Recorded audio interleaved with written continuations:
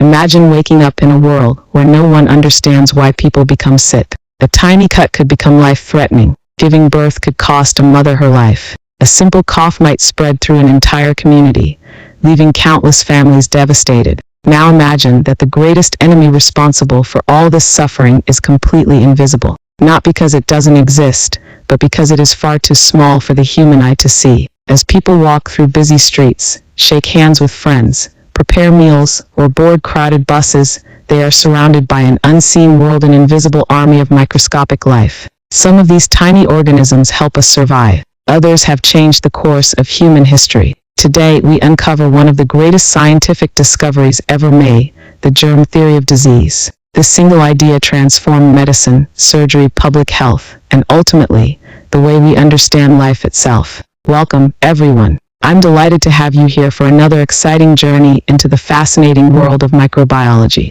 Today's lesson is much more than a scientific theory. It is the story of curiosity defeating ignorance, evidence overcoming centuries of myths, and courageous scientists challenging beliefs that had remained unquestioned for generations. By the end of this lesson, you'll understand why doctors wash their hands before touching patients, why surgeons sterilize every instrument, why vaccines save millions of lives, and why one invisible world changed medicine forever. But before we reveal what germs really are, let's travel back several centuries to a time when humanity had absolutely no idea what caused disease. Take a moment to imagine this. Right now, as you're watching this documentary, trillions of microscopic organisms are living all around you. They're in the air, in the soil, on every surface you touch, even inside your own body. Most are completely harmless. Many are actually essential for life. Without beneficial microorganisms, your digestive system couldn't function properly. Some help produce vitamins.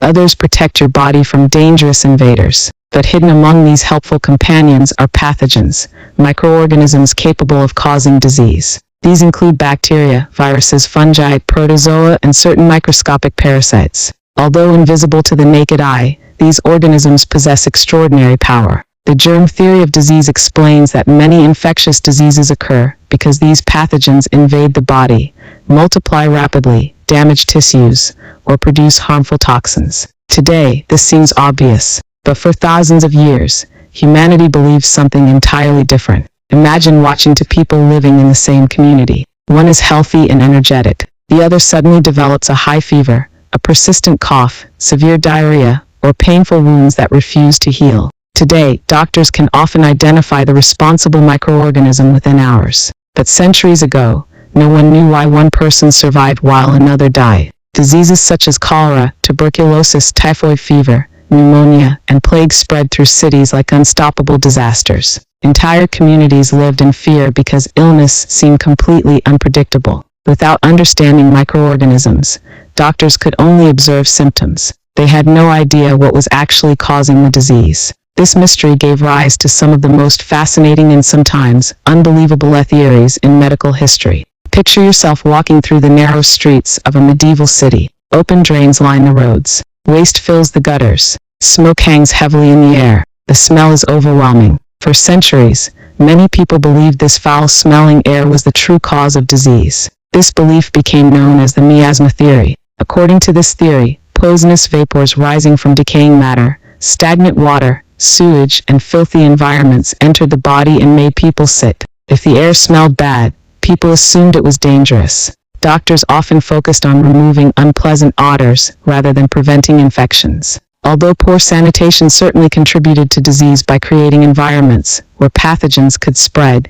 it was not the smell itself that caused illness. The real culprit remained invisible, waiting to be discovered. The miasma theory wasn't the only explanation. Across different civilizations, disease was often blamed on curses, evil spirits, witchcraft, divine punishment, or mysterious supernatural forces. Others believed that living organisms could simply appear from non-living matter. Rotting meat seemed to produce maggots. Stored grain appeared to generate mice. Many accepted these observations as proof that life could arise spontaneously. Without microscopes, without microbiology, and without scientific evidence, these ideas remained largely unquestioned for centuries. But history was about to change, because somewhere in Europe, a curious man with an extraordinary microscope was preparing to reveal an invisible world that no human being had ever seen before, and that discovery would change medicine forever. The year was 1674, long before modern laboratories, long before powerful electron microscopes.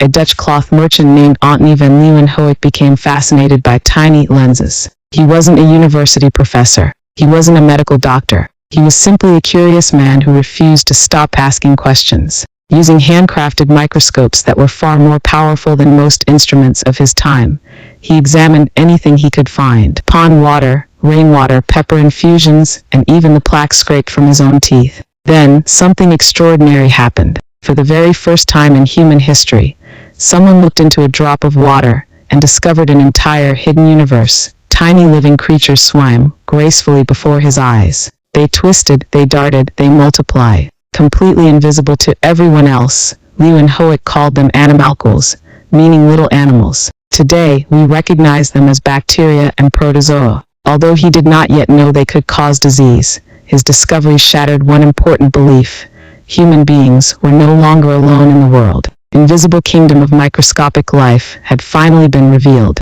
Imagine seeing this for the very first time. An entire ecosystem, existing inside a single drop of water. Microorganisms swimming freely, reproducing, competing for survival. It was a discovery unlike anything humanity had ever witnessed. Slowly, scientists began asking a remarkable question. If these tiny organisms exist everywhere, could they somehow affect plants, animals, and even human beings? The idea seemed almost impossible. After all, how could creatures too small to see with the naked eye possibly kill millions of people? Many scientists remained skeptical, but over the next 2 centuries, one brilliant French scientist would finally uncover the answer. His name was Louis Pasteur. By the 19th century, one scientific belief had survived for nearly 2,000 years. It was called spontaneous generation. People believed that living organisms could appear naturally from non-living matter. Rotting meat seemed to produce maggots. Stored grain appeared to produce mice. Cloudy broth seemed to create microorganisms all by itself. Most people accepted this as fact, but Louis Pasteur wasn't convinced. He believed life must come from existing life. Instead of arguing with words, he decided to let science provide the answer. He designed one of the most elegant experiments in the history of biology, the famous swan neck flask experiment. Pasteur filled special glass flasks with nutrient broth. He boiled the broth until every microorganism inside had been destroyed. Then he allowed air to enter through beautifully curved swan neck tubes. Air flowed freely, but dust, dirt, and microscopic organisms became trapped inside the bend of the flask. Days passed, weeks passed, months passed. The broth remained perfectly clear. No microorganisms appeared. Then came the decisive moment. Pasteur broke the neck of one flask. Now dust-carrying microorganisms could fall directly into the broth. Within days, the once clear liquid became cloudy with microbial growth. The conclusion was unmistakable. Microorganisms did not appear spontaneously. They came from other microorganisms already present in the environment. With one carefully designed experiment,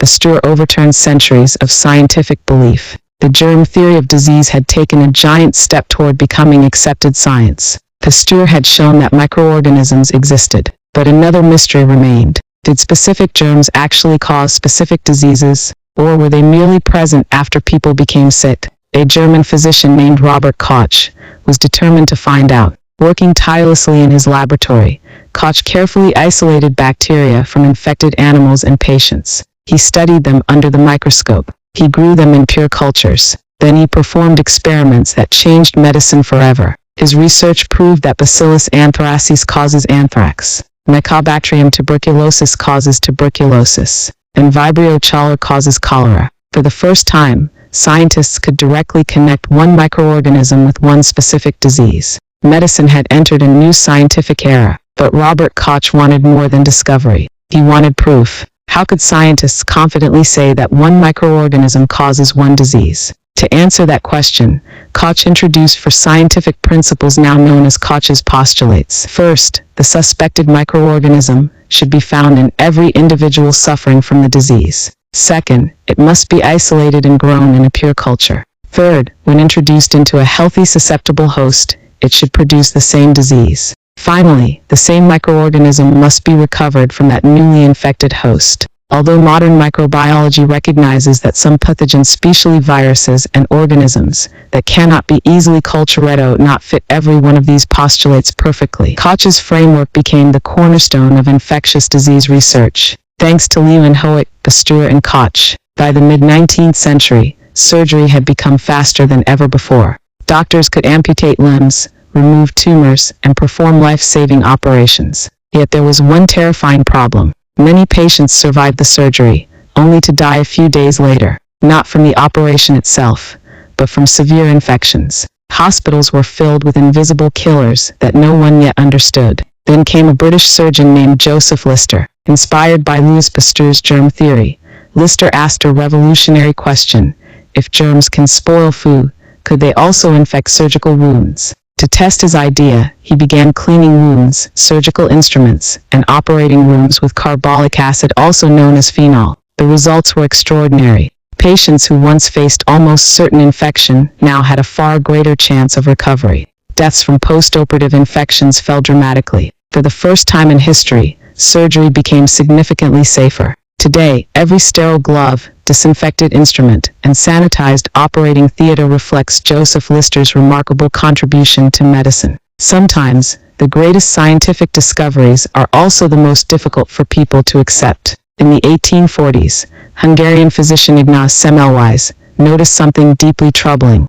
Women giving birth in one hospital ward were dying far more frequently than those in another. The disease was known as child fever, and it claimed the lives of thousands of mothers across Europe. Semmelweis began searching for an explanation. Then he made a shocking observation. Doctors often moved directly from performing autopsies to delivering babies, without washing their hands. Although microorganisms had not yet been fully accepted as the cause of disease, Semmelweis suspected that invisible particles from dead bodies were being transferred to healthy mothers. He introduced one simple rule: every doctor must wash their hands with a disinfectant before examining patients. The results were astonishing. Maternal deaths dropped dramatically. Yet many physicians rejected his findings because they refused to believe that their own hands could spread disease. Today, hand hygiene is one of the simplest and most effective methods of preventing infection, proving that Semmelweis was decades ahead of his time. Now that scientists understood germs existed and knew they could cause disease,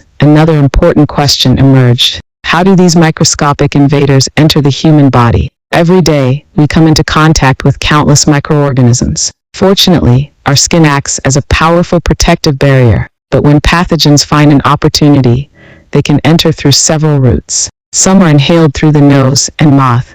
Others enter through contaminated food and drinking water. Some gain access through cuts and wounds in the skin. Mosquitoes, ticks, and other insects can inject pathogens directly into the bloodstream. Certain microorganisms spread through sexual contact, while others pass from one person to another through coughing, sneezing, or touching contaminated surfaces. These routes of transmission explain why hygiene, sanitation, vaccination, and safe food handling remain essential for protecting public health. Entering the body is only the beginning. To cause disease, a pathogen must first attach to specific tissues or cells. Many bacteria use tiny hair-like structures called fimbriae or adhesins to cling tightly to human cells, while viruses attach using specialized surface proteins that fit receptors on the host cell like a key fits a lock. Once attached, the microorganisms begin to multiply. Some invade deeper into tissues. Others release toxins that damage cells without even entering them. As their numbers increase, healthy tissues become injured, organs may begin to malfunction, and the first symptoms of illness, fever, pain, inflammation, coughing, diarrhea, or fatigue start to appear. At this stage, the body recognizes that something is terribly wrong. A remarkable defense system immediately springs into action. Your immune system is one of the most extraordinary biological defense networks ever created. Every second of every day, it patrols your body in search of dangerous invaders. The moment pathogens are detected, immune cells release chemical signals that call for reinforcements. White blood cells race toward the site of infection. Some, like neutrophils and macrophages, surround bacteria and engulf them through a process known as phagocytosis. Other immune cells produce antibodies that specifically recognize invading pathogens and help eliminate them. This microscopic battle is happening inside your body every time you recover from a cold. heal from an infection, or respond to a vaccine. If the immune system wins, recovery follows. If the pathogen overwhelms these defenses, the disease progresses and medical treatment may become necessary. Today, germ theory influences almost every aspect of healthcare. Before every surgical procedure, instruments are carefully sterilized to eliminate microorganisms. Surgeons wear sterile gowns, gloves, masks, and protective equipment to reduce the risk of contamination. Hospital surfaces are disinfected regularly. Medical waste is handled with strict safety protocols. Healthcare workers wash and sanitize their hands countless times each day. These practices may appear routine, but every one of them is rooted in a simple yet revolutionary idea, that invisible microorganisms cause disease. Without the germ theory of disease, modern surgery, intensive care, organ transplantation, and countless medical procedures would simply not be possible. Yet humanity's fight against infectious diseases did not end there.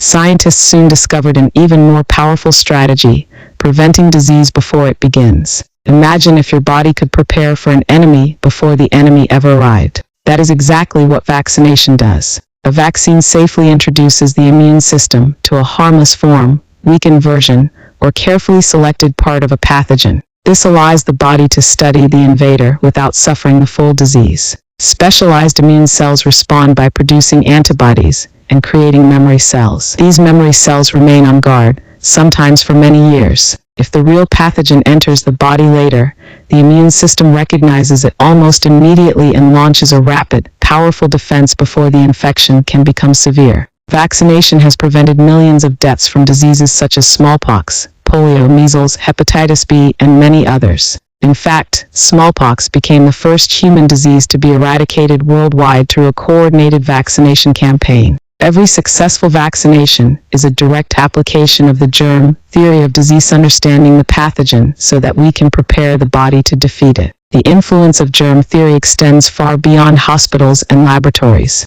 It shapes the way we live every single day. When drinking water is treated before reaching our homes. When food is stored safely to prevent spoilage. When restaurants maintain hygienic kitchens. When waste is collected and disposed of properly. When schools encourage regular hand washing. When hospitals isolate patients with contagious diseases. These are not random habits.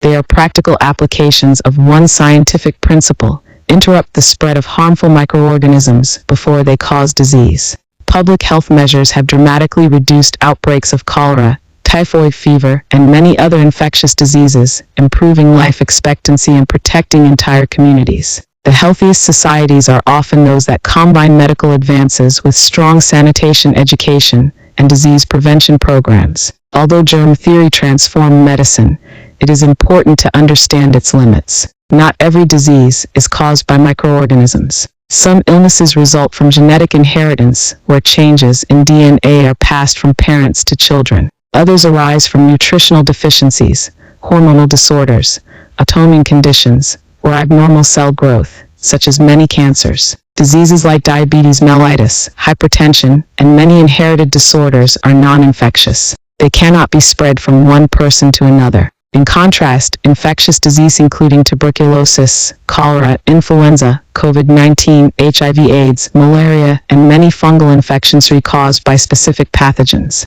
Understanding this difference helps healthcare professionals choose the correct methods of prevention, diagnosis, and treatment. One disease may require antibiotics or antiviral drugs. Another may require insulin, blood pressure control surgery, or long-term lifestyle changes. Recognizing the cause is the first step toward effective care. History is often changed by people who dare to question accepted beliefs. Antonie van Leeuwenhoek revealed a hidden world that no human had ever seen. Louis Pasteur proved that microorganisms come from existing life and laid the foundation for germ theory. Robert Koch demonstrated that specific microorganisms cause specific diseases and established scientific methods for proving causation. Joseph Lister transformed surgery by introducing antiseptic techniques that saved countless lives. Ignaz Semmelweis showed that one simple act, washing hands, could dramatically reduce maternal deaths. Each scientist contributed a vital piece of the puzzle. Together, their discoveries reshaped medicine, improved public health, and continue to influence every hospital, clinic, and laboratory in the world today. Today, microbiologists use advanced microscopes, molecular diagnostics, genome sequencing, and artificial intelligence to study microorganisms with extraordinary precision. Scientists can identify emerging pathogens, monitor outbreaks, develop vaccines, and design new treatments faster than ever before. Yet despite all these technological advances, one truth remains unchanged. The invisible microbial world is still with us. Some microorganisms protect us. Some produce life-saving medicines. Others help recycle nutrients in nature and support ecosystems across the planet. And a small number continue to challenge global health. The Germ Theory of Disease reminds us that understanding microorganisms is not merely an academic pursuit. It is essential for protecting human life. Take one final look around you. The air you breathe, the surfaces you touch, the food you eat, and even your own body. All are part of an extraordinary microscopic world that most people will never see with their own eyes. Centuries ago, this invisible world was blamed on myths, curses, and superstition. Today, thanks to the courage, curiosity, and determination of great scientists, we understand that many diseases are caused by microscopic organisms, and that knowledge has transformed medicine forever. Every time a surgeon puts on sterile gloves, every time a nurse washes their hands, every time a child receives a vaccine, every time safe drinking water reaches a community, you are witnessing the living legacy of the germ theory of disease. Knowledge has always been humanity's most powerful weapon against disease. And as science continues to advance, the lessons of germ theory remain just as important today as they were when they were first discovered. If you enjoyed this documentary, please like this video, subscribe to the channel, and turn on the notification bell so you never miss our next journey into the fascinating world of microbiology. Thank you for watching. Until our next lesson, stay curious, stay informed, and never stop exploring the invisible world that shapes our lives every day.